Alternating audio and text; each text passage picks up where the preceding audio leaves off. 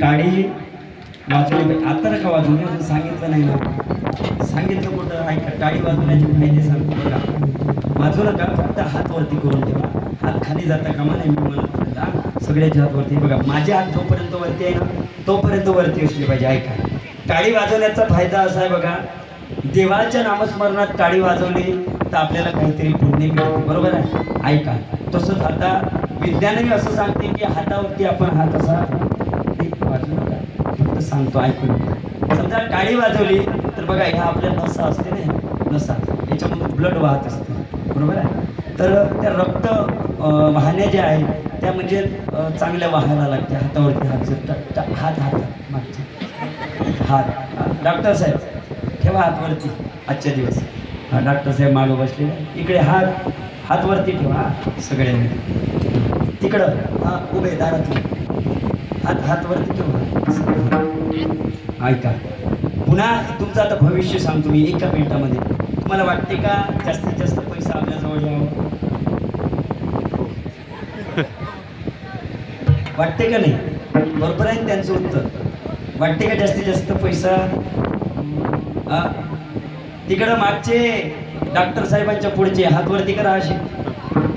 माझा हात वरती असले तोपर्यंत वरती असला पाहिजे. हा, पक्षाच्या मागचे. ऐका, तुम्हाला वाटत असेल तर मी तुमचं एका मिनिटात भविष्य सांगतो, पण फुकट सांगणार, त्याचे पैसे वेगळे. बरं जाऊ द्या, आता आज शेवटचा दिवस आहे म्हणून सांगून जातो. हात नाही, बटन मारायच्या वेळेस मग हात वरती करा. तिकडं मागं बसलेले सगळ्यांच्या हात वरती असले पाहिजे. हा, तुम्ही पण आचारी साहेब.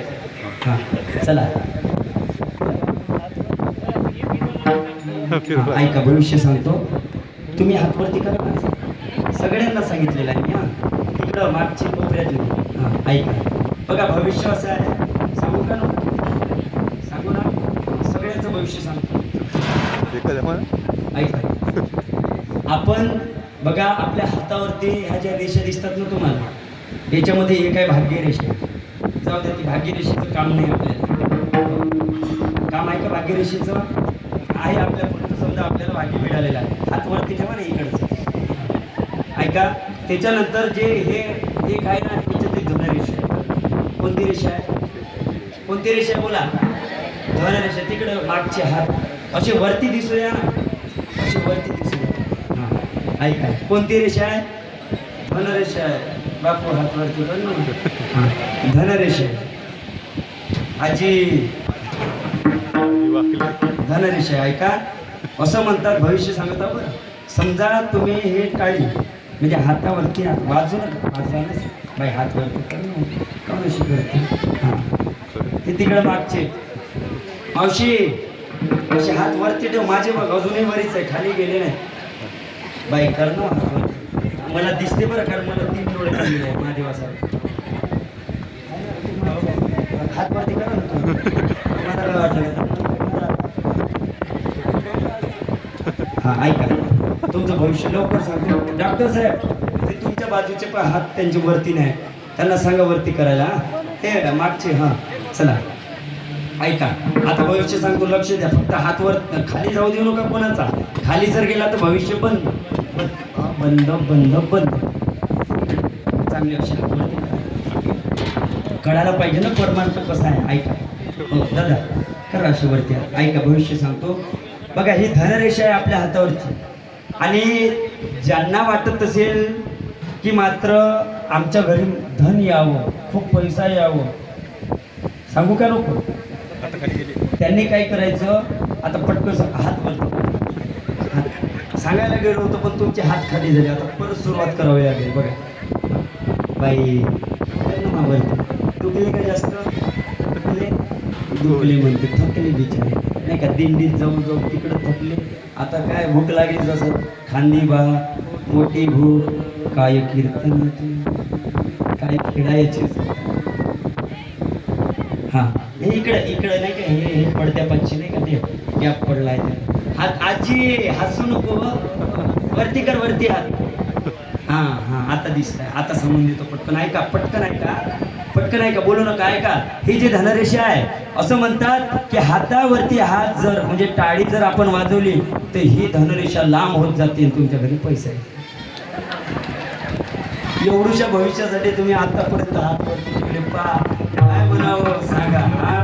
एवढूशा भविष्यासाठी म्हणजे तुम्हाला ऐकायचं होतं ना, पैसा हा खाली नाही यायचे, भजन करायचं. चला, विठोबा